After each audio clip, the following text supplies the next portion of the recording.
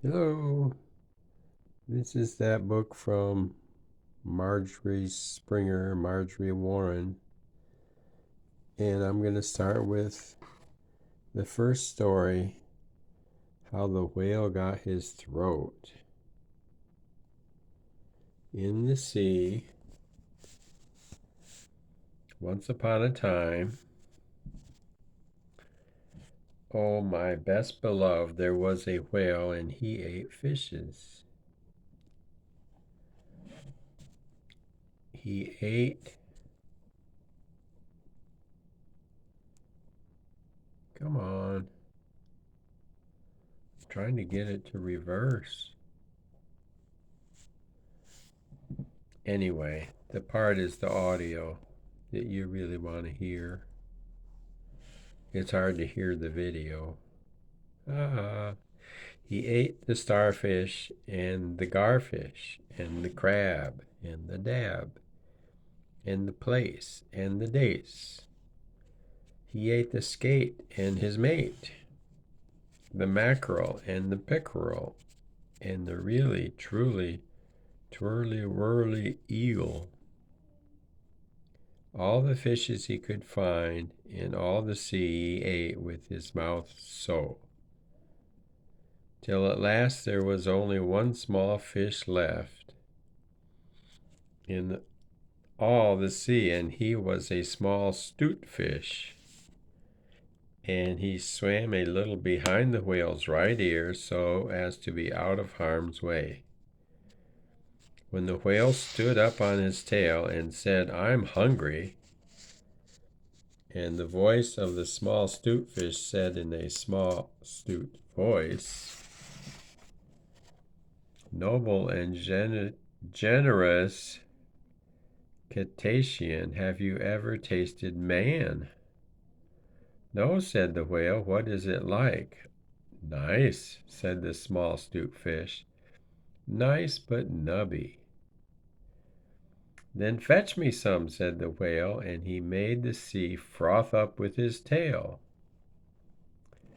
"One at a time is enough," said the 'stute fish. "If you swim to latitude 50 north, longitude 40 west, you will find sitting on a raft in the middle of the sea with nothing on but a pair of blue canvas breeches, a pair of suspenders, and you must not forget the suspenders, best beloved, and a jackknife with one shipwrecked mariner, who is only fair to tell you is a man of infinite resource and sagacity." So while the whale swam and swam to latitude 50 north, longitude 40 west, as fast as he could, and on a raft in the middle of the sea with nothing to wear except a pair of blue canvas breeches, a pair of suspenders, best not forget them, and a jackknife, he found one single solitary shipwrecked mariner trailing his toes in the water. And he had his mummy's leave to paddle, or else he would never have done it, because he was a man of infinite resource and sagacity. When the whale opened his mouth and back till it nearly touched his tail, and he swallowed the shipwrecked mariner, and the raft he was sitting on, and his blue canvas breeches, and the suspenders, which you must not forget, and the jackknife. He swallowed them all into his warm, dark inside cupboards, and then he smacked his lips and turned around 3 times on his tail. But as soon as the mariner, who was a man of infinite resource and sagacity, found himself truly inside the whale's warm, dark inside cupboards, he stumped and he jumped and he thumped and he bumped and he pranced and he danced and he banged and he clanged and he hit and he bit and he leaped and he creeped and he prowled and he howled and he hopped and he dropped and he cried and he sighed. And he crawled, and he bawled, and he stepped, and he leapt, and he danced hornpipes where he shouldn't. And the whale felt most unhappy indeed. Have you forgotten the suspenders? And so, said the 'Stute Fish, this man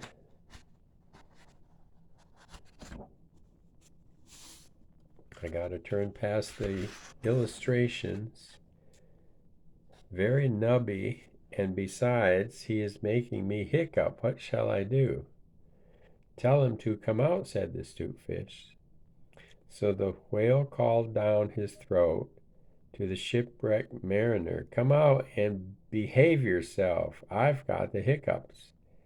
Nay, nay, said the mariner, not so, but far otherwise. Take me to my natal shore and the white cliffs of Albion, and I'll think about it. And he began to dance more than ever. You had better take him home, said the 'Stute Fish to the whale. I ought to have warned you that he is a man of infinite resource and sagacity. So the whale swam and swam and swam with both flippers and his tail as hard as he could for the hiccups, and at last he saw the mariner's natal shore and the white cliffs of Albion, and he rushed halfway up the beach and opened his mouth wide and wide and wide and said, change here for Winchester, Ashuelot, Nashua, Keene, and stations on the Fitchburg Road. And just as he said Fitch, the mariner walked out of his mouth. But while the whale had been swimming, the mariner, who was indeed a person of infinite resource and sagacity, had taken his jackknife and cut up the raft into a little square grating all running crisscross, and he had it tied firmly with his suspenders. Now you know why you were not to forget the suspenders. And he dragged the grating good and tight into the whale's throat, and there it stuck. Then he recited the following sloka, that's italicized, which, as have you not heard it, I will now relate to you.